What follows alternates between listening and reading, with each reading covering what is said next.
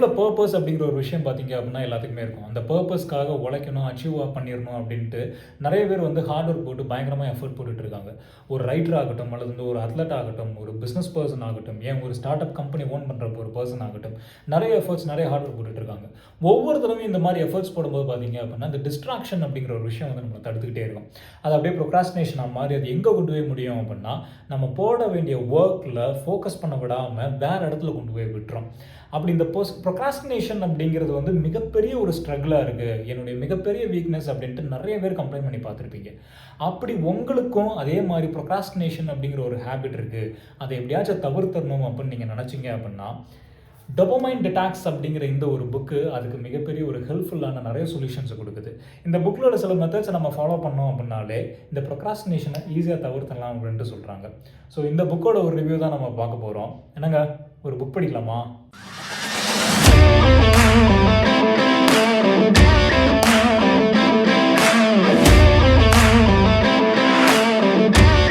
The more you delay the tougher the task will be அப்படின்ட்டு ஒரு ஸ்டேட்மெண்ட்டே இருக்குங்க.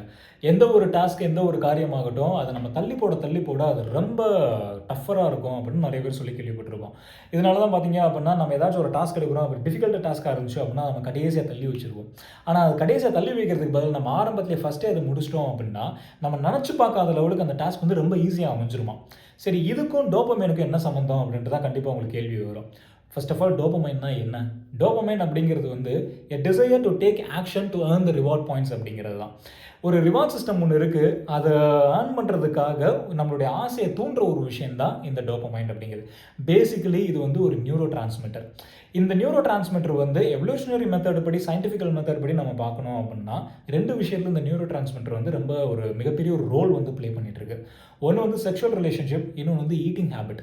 இந்த ரெண்டுத்துலையுமே தான் இந்த நியூரோ டிரான்ஸ்மிட்டர் அப்படிங்கிறது வந்து மிகப்பெரிய ஒரு ரோலாக இருக்குது. டோபமைன் அப்படிங்கிறது அங்கே தான் கரெக்டான ஒரு சுரக்க வேண்டிய இடத்துல சுரந்துட்டு இருக்கு. பட் எதையுமே ஒரு பேலன்ஸ்டாக பண்ணுறோம் அப்படிங்கும்போது ஒரு ப்ராப்ளமே கிடையாது. ஆனால் அந்த பேலன்ஸை தாண்டி கொஞ்சம் அதிகமாக போச்சு அப்படின்னா ப்ராப்ளம் தானே. என்ன ப்ராப்ளம் அப்படின்னா, நம்ம ஏதாச்சும் ஒரு ஆக்டிவிட்டி வந்து ரொம்ப அதிகமாக ஈடுபட ஆரம்பிச்சிட்டோம், ரொம்ப அதிகமாக ஆசைப்பட ஆரம்பிச்சிட்டோம் அப்படின்னா அந்த இடத்துல ஓவர் ஸ்டிமுலேஷன் அப்படிங்கிற ஒரு பாயிண்ட் வருது. ஓவர் ஸ்டிமுலேஷன் ஆக ஆரம்பிச்சிச்சு அப்படின்னா உன்னுடைய டோபமைன் வந்து அதிகமாக ரிலீஸ் ஆக ஆரம்பிக்கும் அப்படிங்கிறாங்க. ஸோ அந்த டோபமைன் அதிகமாக ரிலீஸ் ஆக ஆரம்பிச்சிச்சு அப்படின்னா எந்த ஆக்டிவிட்டி உன்னை தூண்டுச்சோ திருப்பி நீ அங்கேயே தான் உன்னுடைய ஃபோக்கஸ் போகும் அப்படிங்கிறாங்க. ஸோ ஓவர் ஸ்டிமுலேஷன், அதிகமான ரிலீஸ், ஓவர் ஸ்டிமுலேஷன், அதிகமான ரிலீஸ், இப்படியே ஒரு சர்க்கிளாக ஆக ஆரம்பிக்கும் அப்படிங்கிறாங்க. இந்த சர்க்கிள் ஆக ஆக என்ன ஆகும் அப்படின்னா, மற்ற எந்தவித ஆக்டிவிட்டி, எந்தவித வேலையிலையுமே உன்னுடைய ஃபோக்கஸ் போகாமல் எது உனக்கு ரொம்ப அந்த டிசைரான ஒரு விஷயமோ, எது உன்னை ஓவர் ஸ்டிமுலேட் பண்ணுச்சோ அந்த ஸ்டிமுலேஷன்லேயே தான் உன் ஃபோக்கஸ் இருக்கும் அப்படிங்கிறாங்க. சரி, இதனால என்ன ஆகும் அப்படின்னா, அந்த ஒரு பர்டிகுலர் ஆக்டிவிட்டியில் நீ அடிக்ட் ஆகிற லெவலுக்கு மாறிடுவ அப்படிங்கிறாங்க. அஸ் பர் த ஒரு சர்வே, சயின்டிஃபிக் அந்த சர்வே படி பார்த்தோம் அப்படின்னா, இந்த ஓவர் ஸ்டிமுலேஷனால் எந்தெந்த ஆக்டிவிட்டியில் அடிக்ட் ஆகியிருக்காங்க அப்படின்னா, number 1 food cravings. Food cravings வந்து சொல்லவே தேவையில்ல. இப்போ உள்ள கரண்ட் ட்ரெண்ட்ஸ் இந்த ஒரு மாடர்ன் சொசைட்டியில் பார்த்தீங்க அப்படின்னா இந்த பிக்சர் அப்படிங்கிறது வந்து மிகப்பெரிய ஒரு ரோல் ஆகிட்டு இருக்கு. அதனால தான் நிறைய கம்பெனிஸ் வந்து நேம் சொல்ல விரும்பல, நிறைய கம்பெனிஸ் பார்த்தீங்க அப்படின்னா அந்த ஃபுட்டோட அந்த படத்தை காட்டியே நம்ம மார்க்கெட்டிங் பண்ணுவாங்க. அந்த படத்தை பார்க்கும்போது நம்மளோட பிரெயின் ஆட்டோமேட்டிக்காக என்ன ஆகும் அப்படின்னா, அது எப்படியாச்சும் வாங்கணும் அப்படின்ட்டு ஒரு ஸ்டிமுலேட் தூண்டும். அப்போ ஆட்டோமேட்டிக்காக அதை நம்ம ஆர்டர் பண்ணி வாங்க ஆரம்பிச்சிட்டோம் அப்படின்னா, இன்றைக்கி இருக்கிற டாப் ட்ரெண்ட்ஸில் ஃபுட்டில் நிறைய விஷயங்கள் என்ன இருக்கும் அப்படின்னா, த டாப் மோஸ்ட் இன்க்ரீடியன்ட் வந்து சுகர் அப்படிங்கிறது. இதில் நிறைய சயின்டிஸ்ட் என்ன பண்ணியிருக்காங்க அப்படின்னா கண்டுபிடிச்சிருக்காங்க, சுகர் அண்டு ஃபேட் அப்படிங்கிறது தான் ஒரு பர்சனை ஈர்க்கக்கூடிய விஷயம் அப்படின்றாங்க. ஸோ அந்த ஃபுட்டை வாங்கி நம்ம சாப்பிட ஆரம்பிச்சிட்டோம் அப்படின்னாலே அந்த சுகர் அண்டு ஃபேட் கன்சம்ஷன் பார்த்திங்க அப்படின்னா நம்மளை திருப்பி அந்த ஃபுட்டை வாங்க வைக்குமா. ஸோ அதுதான் ஓவர் ஸ்டிமுலேஷன், இந்த அதிகப்படியான டோபமைன் ரிலீஸ். ஃபுட் கிராவிங்ஸில் இந்த ஒரு விஷயம். நம்பர் 2, சோஷியல் மீடியா இன்னொரு மிகப்பெரிய ஒரு கடல் அப்படின்னு சொல்லலாம். ஃபார் எக்ஸாம்பிள் வந்து நிறைய அப்படியே வேலை பார்த்துட்டு இருப்போம், டைம் அப்படின்ட்டு ஒரு மெசேஜ் வரும். நம்ம உடனே அந்த மெசேஜ் என்ன அப்படின்ட்டு நம்ம எடுக்க ஆரம்பிப்போம். எடுத்து அப்படியே பார்க்க ஆரம்பிச்சிட்டோம் அப்படின்னா அதுக்கப்புறம் அப்படியே வேறு ஒரு ஸ்க்ரோல் பண்ணி பார்க்க ஆரம்பிப்போம். நிறைய வீடியோஸ் பார்க்க ஆரம்பிப்போம், நிறைய ப்ராடக்ட்ஸை வாங்கணும்னு அப்புறம் ஆரம்பிப்போம். கிட்டத்தட்ட அதுக்கப்புறம் அந்த மொபைலை வைக்கும்போது பார்த்திங்க அப்படின்னா ஒரு 4 மணி நேரம் 5 மணி நேரம் ஆயிருக்கும். எந்த வேலையை நம்ம பார்க்க ஆரம்பித்தோமோ அந்த வேலையில் உள்ள ஃபோக்கஸே போயிடும். இந்த மொபைலை வச்சுட்டு திருப்பி அந்த வேலைக்கு வரும்போது இந்த வேலையில் உள்ள இன்ட்ரெஸ்ட்டு, ஃபோக்கஸ் எல்லாமே நம்ம இழந்துருவோம். இது திருப்பி என்ன ஆகும் அப்படின்னா அந்த வேலை இந்த மொபைலவே திருப்பி நோண்டணும் அப்படின்னு தோணும். ஸோ இதுதான் ஓவர் ஸ்டிமுலேஷன் டோபமைன் அதிகமாக ரிலீஸ் ஆகிறதுக்கு உண்டான காரணம்.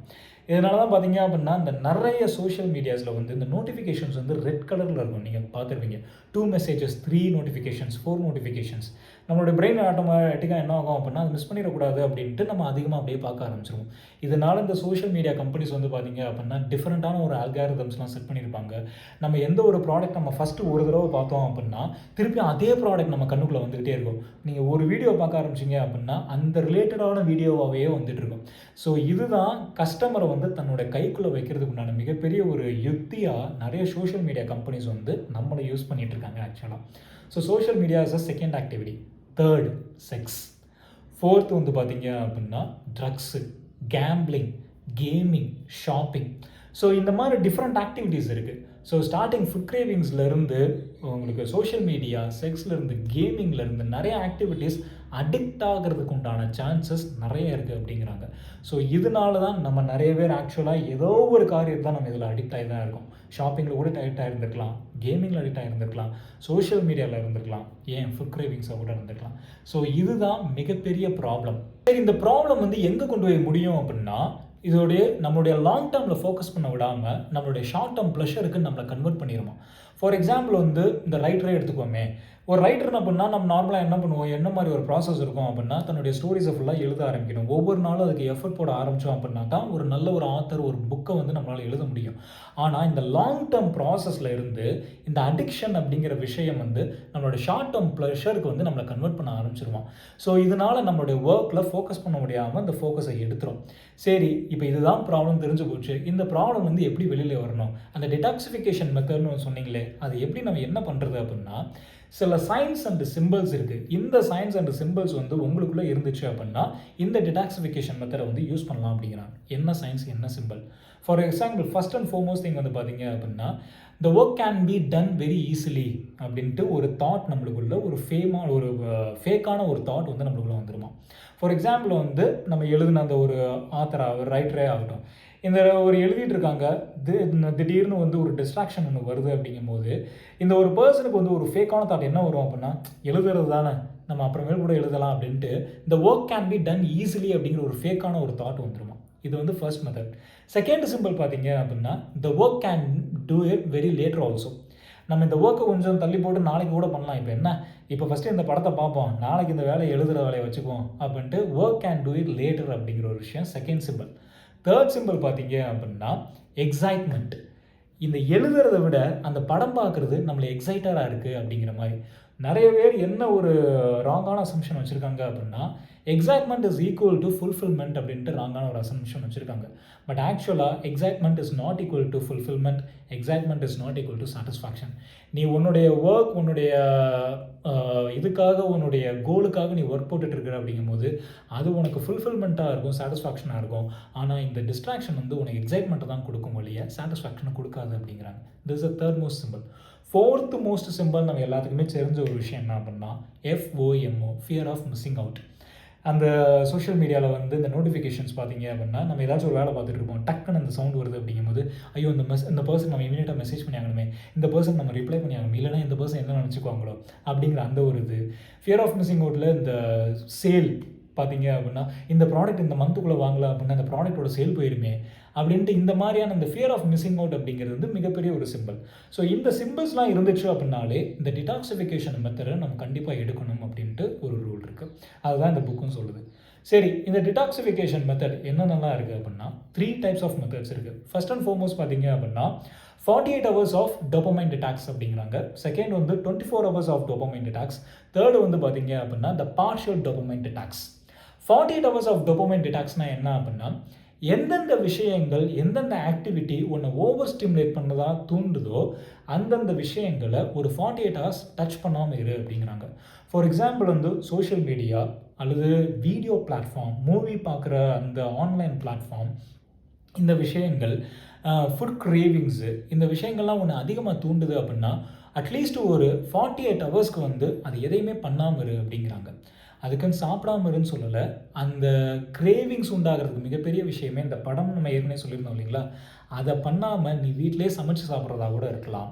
அல்லது வந்து சோஷியல் மீடியாவை டச் பண்ணாமல் ஒரு 48 மணி நேரம் ஆகிறதா இருக்கலாம், அல்லது வந்து படம் பார்க்காம ஒரு 48 ஹவர்ஸ் இருக்க முடியுமா அப்படின்னு நம்ம செக் பண்ணணும். இந்த விஷயங்கள்லாம் வந்து ஒரு 48 ஹவர்ஸ் வந்து நீ கொஞ்சம் தள்ளி வச்சு கொஞ்சம் சிம்பிளான ஒரு லைஃப் ஸ்டைல் நம்ம லீட் பண்ண ஆரம்பித்தோம் அப்படின்னாலே நம்மளால் இந்த டோபமைன் அப்படிங்கிற இந்த ஓவர் ஸ்டிமுலேஷனை கண்ட்ரோல் பண்ண முடியும் அப்படிங்கிறாங்க. இது வந்து 48 ஹவர்ஸ் ஆன டோபமைன் டிடாக்ஸ். 24 அப்படிங்கிறது அதே சேம் ரூல் தாங்க. இன்ஸ்டெட் ஆஃப் 48 ஹவர்ஸுக்கு பதிலாக 24 ஹவர்ஸ் பண்ணுறது. ஸோ ஃபார் எக்ஸாம்பிள் வந்து என்னால் 2 நாள் பண்ண முடியாது, ஒரு நாள் தான் பண்ண முடியும் அப்படின்னா அட்லீஸ்ட் நீ ஒரு நாள் ட்ரை பண்ணி பாரு. ஒரு நாள் ட்ரை பண்ணி பார்த்தாலே அது கொஞ்சம் எஃபெக்டிவாக இருக்கும், ஒரு நாளுக்கு ஓரளவு ரிசல்ட்டை கொண்டு வர முடியும் அப்படிங்கிறாங்க. இது வந்து செகண்ட் மெத்தட்.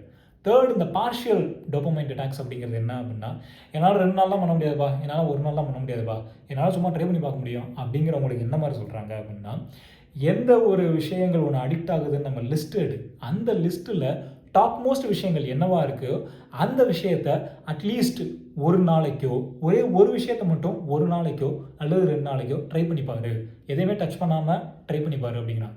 ஃபார் எக்ஸாம்பிள் வந்து நீங்கள் லிஸ்ட் எடுத்து பார்க்கும்போது ஃபுட் கிரேவிங்ஸ் ஆகட்டும், அல்லது இந்த மூவி பிளாட்ஃபார்ம் ஆகட்டும், அல்லது வந்து வீடியோ பிளாட்ஃபார்ம் ஆகட்டும், இதெல்லாம் கம்பேர் பண்ணும்போது இந்த சோஷியல் மீடியா தான் என்னுடைய மிகப்பெரிய ஒரு வீக்னஸாக இருக்குது அப்படிங்கும்போது அட்லீஸ்ட் ஒரு நாள் சோஷியல் மீடியாவை யூஸ் பண்ணாமல் இருந்து பாரு அப்படிங்கிறாங்க. இது வந்து பார்ஷியல் டோபமைன் டிடாக்ஸ்.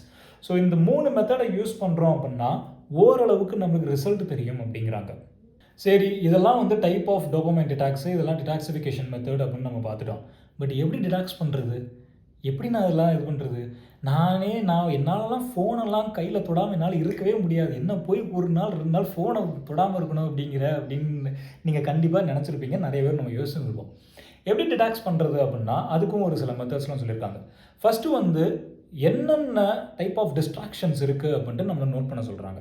இப்போ சோஷியல் மீடியா இருக்குது, அல்லது வந்து மூவி நான் அதிகமாக பார்க்குறேன், மூவி பஃபாக இருக்கேன், அல்லது வந்து வீடியோ நான் பிஞ்ச் வாட்சிங்காக இருக்கேன் அப்படின்னா அந்த டைப்ஸ் ஆஃப் டிஸ்ட்ராக்ஷனை ஃபுல்லாக லிஸ்ட் டவுன் பண்ணி அதில் கேன் அண்ட் கேனாட் அப்படின்னு 2 காலமாக பிரித்து நம்மளை இது பண்ண சொல்கிறாங்க. இப்போ இந்த டைப் ஆஃப் டிஸ்ட்ராக்ஷன் நம்ம லிஸ்ட் டவுன் பண்ணிட்டோம் அப்படின்னாலே தெரியும் எது டாப் மோஸ்ட் இருக்குது, எது பாட்டமில் இருக்குது அப்படின்னு நமக்கு தெரிஞ்சிடும் அப்படிங்கிறாங்க. ஸோ இது தெரிஞ்சிருச்சு அப்படின்னா ஒன்ஸ் வந்து இப்போ வந்து ஒரு ஃபார் எக்ஸாம்பிள் வந்து ஒரு பிஞ்ச் வாட்சிங் அப்படின்னு வச்சுக்கோங்களேன், இல்லைனா சோஷியல் மீடியா அப்படின்னு வச்சுக்கோங்களேன்.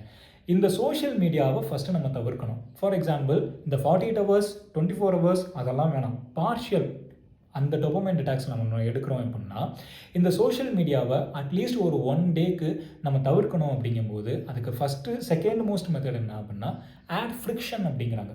ஃபஸ்ட்டு வந்து டைப்ஸ் ஆஃப் டிஸ்ட்ராக்ஷன் என்னன்னு லிஸ்ட் டவுன் பண்ணு, செகண்ட் வந்து ஆட் ஃப்ரிக்ஷன் அப்படிங்கிறது. ஃப்ரிக்ஷன்னா என்ன அப்படின்னா எந்த ஒரு விஷயத்தை நீ பண்ணக்கூடாதுன்னு நினைக்கிறியோ, சோஷியல் மீடியாவை ஒரு நாளைக்கு நான் பண்ணக்கூடாது, டச் பண்ணக்கூடாதுன்னு நினைக்கிறேன் அப்படின்னா அட்லீஸ்ட் உன்னுடைய எய்தர் லேப்டாப்பையோ அல்லது உன்னுடைய ஃபோனையோ அல்லது உன்னை சோஷியல் மீடியாவையோ எல்லா நோட்டிஃபிகேஷன் ஸ்விட்ச் பண்ணிவிட்டு அல்லது நெட்டை டிஸ்கனெக்ட் பண்ணிவிட்டு உன்னால் தொடவே முடியாத ஒரு லெவலுக்கு தள்ளி போய் வச்சிரு அப்படிங்கிறாங்க. இது பேசிக்கலாக என்ன கான்செப்டில் கொண்டு வராங்க அப்படின்னா ஹியூமன் பீயிங்ஸ் ஆர் பேசிக்லி ஒரு லேசி ஃபெல்லோஸ் அப்படிங்கிறாரு இந்த ஆத்தர். எந்த ஒரு டெம்ப்ளேட்டில் பேட்டர்னில் வராரு அப்படின்னா அவர் யூஸ் பண்ண மெத்தட் என்ன அப்படின்னா சோஷியல் மீடியா டச் பண்ணக்கூடாது அப்படின்னு அவர் நினைக்கும் போது தன்னுடைய மோடமை வந்து ரொம்ப ஒரு ஸ்டோரேஜ் ரூம்குள்ளே கொண்டு போய் வச்சுட்டாராம். அந்த ஸ்டோரேஜ் ரூம் எங்கே இருக்கும் அப்படின்னா கீழே கடைசியில் 6th ஃப்ளோரில் ஒரு ஸ்டோர் ரூம்குள்ளே வச்சுட்டாராம். அந்த 6th ஃப்ளோர் ஸ்டோர் ரூமுக்கு போனோம் அப்படின்னா லிஃப்ட் எடுத்து 6 டோரை தாண்டி பல ரூம்ஸை தாண்டி அதுக்கப்புறம் அந்த ஸ்டோருக்குள்ளே பாக்ஸ் எல்லாம் தாண்டி அதுக்கப்புறம் தான் அந்த மோடம் இருக்கும். ஸோ நான் நெட்டு யூஸ் பண்ணணும் அப்படின்னா இத்தனை விஷயத்தை கடந்து நான் அந்த நெட்டை யூஸ் பண்ணணுமா, எனக்கு இவ்வளோலாம் சோம்பேறித்தனமாக இருக்கா, நான் யூஸ் பண்ண வேணாம். ஸோ இதுதான் ஃப்ரிக்ஷனல் மெத்தட் அப்படிங்கிறது. ஸோ எந்த ஒரு விஷயத்தை நீ தவிர்க்கணும்னு நினைக்கிறியோ அதை உன்னை விட ரொம்ப தூரமாக தள்ளி வச்சிட்ட அப்படின்னா அதை நீ எடுக்கணும் அப்படின்னு நினைக்கிற தாட்டே உனக்கு வராது, ஏன்னா நீ அவ்வளோ லேசியாக இருப்ப அப்படிங்கிறாங்க. அதே டைமில் எந்த ஒரு விஷயத்தை நீ பண்ணணும்னு நினைக்கிறியோ அந்த விஷயத்தை உன் ரொம்ப பக்கத்தில் வச்சுக்க அப்படிங்கிறாங்க. ஃபார் எக்ஸாம்பிள் வந்து நான் இன்னிலேருந்து சோஷியல் மீடியா நான் யூஸ் பண்ண மாட்டேன், பட் அதுக்கு பதிலாக நான் ரீப்ளேஸ் பண்ணுற ஹேபிட் பார்த்தீங்க அப்படின்னா புக் ரீடிங். இந்த ஹேபிட் நான் ரீப்ளேஸ் பண்ணுறேன் அப்படின்னா உன் புக்ஸை வந்து எப்போயுமே உன் பக்கத்துலேயே வச்சுக்க அப்படிங்கிறாங்க. அப்போ பக்கத்தில் எடுக்கிற லெவலில் ஒரு பிடிச்ச விஷயத்தை நீ வச்சுட்ட அப்படிங்கும்போது அந்த விஷயத்தை நீ அதிகமாக எடுத்துக்கிட்டே இருப்ப. உன் ஃபோனை கொஞ்சம் ரொம்ப தள்ளி வச்சுட்ட அப்படிங்கும்போது ஆட்டோமேட்டிக்காக லேசியாக இருக்கும் அப்படிங்கும்போது நம்ம எடுக்கவே மாட்டோம் அப்படிங்கிறாங்க. So this is called frictional method அப்படிங்கிறாங்க. இன்னொன்று 3வது வந்து பிளான் யுவர் டே அப்படிங்கிறாங்க. பிளான் யுவர் டே அப்படிங்கும்போது எந்த ஒரு ஹேபிட் ஃபார் எக்ஸாம்பிள் வந்து ஒரு பர்பஸ்க்காக நீ உழைக்கிற அல்லது வந்து ஒரு ரைட்டர் ஆகணும்னு அதுவே வச்சுக்கோங்களேன். இந்த ரைட்டர் அப்படின்னு எழுதணும் அப்படின்னு நினைக்கும்போது, அந்த டேவை வந்து அந்த ஒரு வேலையை ஃபர்ஸ்ட் வேலையா பண்ண ஆரம்பி அப்படிங்கிறாங்க. ஃபார் எக்ஸாம்பிள் வந்து ரைட்டர் ஆகணும் அப்படின்னா, காலையில எந்திரிச்சு முடிச்ச உடனே ஃபர்ஸ்ட் ஒர்க் வந்து ஃபோனை நோண்டுறதோ, நெட் பார்க்குறதோ அதெல்லாம் இல்லாம, சில ஸ்டோரீஸை வந்து எழுத ஆரம்பி அப்படிங்கிறாங்க. If you want to be a reader அப்படின்னா, ஃபர்ஸ்ட் எடுத்தோடனே புக் ரீடிங் பண்ண ஆரம்பி. If you want to be a coach அப்படின்னா, கிரவுண்டில் போய் ஓட ஆரம்பி. If you want to be a gym freak அப்படின்னா, ஜிம்மில் போய் எக்ஸசைஸ் பண்ண ஆரம்பி, யோகா பண்ண ஆரம்பி, மெடிடேஷன் பண்ண ஆரம்பி. அல்லது வந்து ஒரு ஹெல்த்தியான ஈட்டிங் அப்படின்னா, குக்கிங் கூட பண்ண ஆரம்பி அப்படிங்கிறாங்க. ஸோ இதுதான் ஹவு டு டிடாக்ஸ் அப்படிங்கிறதுல 3 விஷயம். ஃபர்ஸ்ட் அண்ட் ஃபார்மோஸ்ட் வந்து உன்னோட டைப்ஸ் ஆஃப் டிஸ்ட்ராக்ஷனை ஃபுல்லாக நீங்கள் லிஸ்ட் டவுன் பண்ணு. செகண்ட் வந்து ஆட் ஃப்ரிக்ஷன். எந்த விஷயம் வேணான்னுங்கிறியோ அதை தள்ளி வை, எந்த விஷயம் வேணுமோ அதை பக்கத்துலேயே வச்சுக்க. 3வது விஷயம், plan your day by starting your day with the first method. அந்த எந்த ஒரு டாஸ்க் உனக்கு முக்கியம் தோணுதோ அதை ஃபர்ஸ்ட் அண்ட் ஃபார்மோஸ்ட் ஒரு டாஸ்க்காக வச்சுக்க அப்படிங்கிறாங்க. ஸோ இந்த 3 விஷயத்தை நம்ம ஃபாலோ பண்ணுறோம் அப்படிங்கும்போது இந்த டிடாக்சிஃபிகேஷன் அப்படிங்கிறது வந்து ஈஸியான மெத்தடாக இருக்கும் அப்படிங்கிறாங்க. சரி, இந்த 3 விஷயத்தை நம்ம ஃபாலோ பண்ணுறோம். இந்த இதெல்லாம் ஃபாலோ பண்ணிவிட்டு இப்போ ஓரளவு எனக்கு கண்ட்ரோல் ஆயிடுச்சு. ஆனால் இப்போ இந்த ஒரு 48 நாள் அப்படின்னு சொன்னீங்கல்ல, 48 ஹவர்ஸ் 24 ஹவர்ஸ், இது ஒன்ஸ் முடிஞ்சதுக்கப்புறம் திருப்பி எனக்கு ஓவர் ஸ்டிமுலேட் ஆகி நான் அடிக்ட் ஆக ஆரம்பிச்சேன்னா என்ன பண்ணுறது? அதுக்கு ஒரு மெத்தட் என்ன சொல்கிறாங்க அப்படின்னா, you just need to calm your mind அப்படிங்கிறாங்க. Calm your mind, be present, இந்த ஃபோக்கஸ் ஆன் த ப்ரெசன்ட். இதுக்கு வந்து ஒரு மிகப்பெரிய ஒரு விஷயம் என்ன சஜஸ்ட் பண்ணுறாரு அப்படின்னா, உனக்கு ஏதாச்சும் ஒரு விஷயம் வந்து ரொம்ப தூண்டுது, நீ ஏற்கனவே வந்து நிறைய விஷயங்கள் ப்ராக்டிஸ் பண்ணி இந்த டிடாக்சிஃபிகேஷன்லாம் ப்ராக்டிஸ் பண்ணி ஓரளவு செட்டில் ஆகிட்டேன், பட் திருப்பியும் சில விஷயங்கள் தோணுது அப்படிங்கும்போது அதை ரைட் டவுன், எழுத ஆரம்பி அப்படிங்கிறாரு. ஏன்னா நிறைய சயின்டிஃபிக்கல் மெத்தட்ஸ் நிறைய என்ன ப்ரூவ் பண்ணியிருக்காங்க அப்படிங்கும்போது, உன்னுடைய எமோஷன்ஸை நீ எழுத ஆரம்பிச்ச அப்படின்னாலே பாதி சஃபரிங்கை உன்னால் குறைக்க முடியும் அப்படிங்கிறாங்க. ஏதாச்சும் ஒரு விஷயம் எனக்கு அப்படியே ரொம்ப கோவமாக இருக்குது, எனக்கு அந்த ஃபோனை டச் பண்ணல அப்படின்னா உனக்கு இரிட்டேஷனாக இருக்குது, ஃப்ரஸ்ட்ரேஷனாக இருக்குது அப்படிங்கும்போது என்ன மாதிரி தாட்ஸ்லாம் உனக்கு வருது அப்படிங்கிறது எழுத ஆரம்பி அப்படிங்கிறாங்க. அதை எழுத ஆரம்பித்து அதை க்ரஷ் பண்ணி தூர போட்டுரு அப்படிங்கிறாரு. ஸோ எழுத ஆரம்பித்தோம் அப்படின்னாலே நம்மளுடைய பாதி இந்த ஃப்ரஸ்ட்ரேஷன் எமோஷன்ஸ் கம்மியாக ஆரம்பிக்கும் அப்படிங்கிறாரு. செகண்ட் மெத்தட் வந்து மெடிடேஷன், மைண்ட்ஃபுல்னஸ், இதிலலாம் ஃபோக்கஸ் பண்ண ஆரம்பி. இந்த மெடிடேஷன், இந்த மைண்ட்ஃபுல்னஸ், இந்த பி ப்ரெசன்ட், இந்த மாதிரியான விஷயங்களில் ஃபோக்கஸ் பண்ண அந்த ஓவர் ஸ்டிமுலேஷன், இந்த க்யூரியாசிட்டி கொஞ்சம் கொஞ்சமாக அடங்க ஆரம்பிக்கும். ஸோ ஆட்டோமேட்டிக்காக இது அடங்க ஆரம்பிச்சிருச்சு அப்படின்னாலே திருப்பியும் அந்த 48 ஹவர் 24 ஹவர் அப்படிங்கிற அந்த ஒரு மெத்தடுக்குள்ளே போக ஆரம்பிச்சிருவேன். ஒரு 3 டைம்ஸ் நீ ரெகுலராக பண்ணுற அப்படிங்கும்போது, இந்த டிடாக்சிஃபிகேஷன் ஒரு 3 டைம்ஸ் 4 டைம்ஸ் நீ பண்ணுற அப்படிங்கும்போது உன்னுடைய ஓவர் ஸ்டிமுலேஷன், உன்னுடைய ப்ரொக்ராஸ்டினேஷன் இது எல்லாமே கண்ட்ரோல் ஆக ஆரம்பிக்கும் அப்படின்னு சொல்கிறாரு ஆத்தர். ஸோ இது வந்து ஒரு படிக்கும்போது ஆக்சுவலாக பார்த்தீங்க அப்படின்னா, இந்த ப்ரொக்ராஸ்டினேஷனை கண்ட்ரோல் பண்ணுறதுனான ஒரு மிகச்சிறந்த ஒரு மெத்தடாக தான் எனக்கும் தோணுச்சு. ஏன்னா நானே வந்து சில சமயம் இந்த புக்ஸை படிச்சுட்டு இருக்கும்போது ஒரு நாள் ட்ரை பண்ணி பார்த்தேன். சரி, இந்த சோஷியல் மீடியா நம்ம அதிகமாக யூஸ் பண்ணுறது பார்த்தீங்க அப்படின்னா, சில சோஷியல் மீடியாஸை நம்ம அதிகமாக யூஸ் பண்ண வேணாமே, ஒரு 6 ஹவர்ஸ் மட்டும் நம்ம ட்ரை பண்ணி பார்ப்போம் அப்படின்ட்டு த பார்ஷியல் டோபமைன் டிடாக்ஸ் அப்படிங்கிறது தான் நான் ட்ரை பண்ணேன். 6 ஹவர்ஸ் வந்து அப்படியே தள்ளி வச்சுட்டு வெறும் புக்ஸ் மட்டும் ஒரே ஒரு புக் எடுத்தேன், கம்ப்ளீட்டாக ஒரு புக்கை ரீட் பண்ணேன், ஒரு 6 ஹவர்ஸ் கண்டினியூஸாக ரீட் பண்ணேன். ஆக்சுவலாக வந்து எஃபெக்டிவாக தான் இருந்துச்சு எனக்கு. ஸோ கண்டிப்பாக நீங்களும் ட்ரை பண்ணி பாருங்கள். இந்த டிடாக்சிஃபிகேஷன் மெத்தட் நம்ம யூஸ் பண்ணுறோம் அப்படிங்கும்போது 48 ஹவர்ஸ் இல்லை அப்படின்னாலும் ஒரு 24 ஹவர்ஸ் ட்ரை பண்ணி பாருங்கள். 24 ஹவர்ஸ் இல்லை அப்படின்னா அட்லீஸ்ட் ஒரு பார்ஷியல் நாச்சு ட்ரை பண்ணி பாருங்கள். இந்த டிடாக்சிஃபிகேஷன் மெத்தட் யூஸ் பண்ணுறோம் போது டெஃபினட்டாக கண்டிப்பாக சொல்கிறேங்க, இந்த ப்ரொக்ராஸ்டினேஷன் அப்படிங்கிறத நம்மளால் தவிர்க்க முடியும். நம்மளோட போட வேண்டிய ஒர்க்கை, போட வேண்டிய எஃபர்ட்டை நம்மளுடைய ஒர்க்கில் கண்டிப்பாக போட்டு நம்மளால் அச்சீவ் பண்ண முடியும் அப்படின்ட்டு புக்கும் சொல்லுது. நானும் கொஞ்சம் சஜஸ்ட் பண்ணுறேன். ஸோ நிறைய பேர் சஜஸ்ட் பண்ணியிருந்திருக்கீங்க, நிறைய புக்ஸ் எல்லாம் ரெக்கமெண்ட் பண்ணியிருந்திருக்கீங்க. So thank you so much. நிறைய பேர் சப்ஸ்கிரைப் பண்ணியிருந்திருக்கீங்க. Thanks a lot for all the subscribers. கண்டிப்பாக இந்த புக்கை, டோபமைன் டிடாக்ஸ் அப்படிங்கிற இந்த புக்கை வாங்கி படிங்க. இதோட அமேசான் லிங்க் பார்த்தீங்க அப்படின்னா கீழே டிஸ்கிரிப்ஷனில் மென்ஷன் பண்ணியிருந்திருக்கேன். ஸோ அதை கிளிக் பண்ணி வாங்கி படித்து பார்த்துட்டு எப்படி இருந்துச்சு அப்படிங்கிறத சொல்லுங்கள். என்ன புக்கு நெக்ஸ்ட்டு படிக்கலாம், என்ன புக்கை ரிவ்யூ பண்ணலாம் அப்படிங்கிறதையும் கமெண்ட் செக்ஷனில் மென்ஷன் பண்ணுங்கள். அந்த புக்கை கண்டிப்பாக படிச்சுட்டு ரிவ்யூ பண்ணி உங்களுக்கு போஸ்ட் பண்ணுறேன்.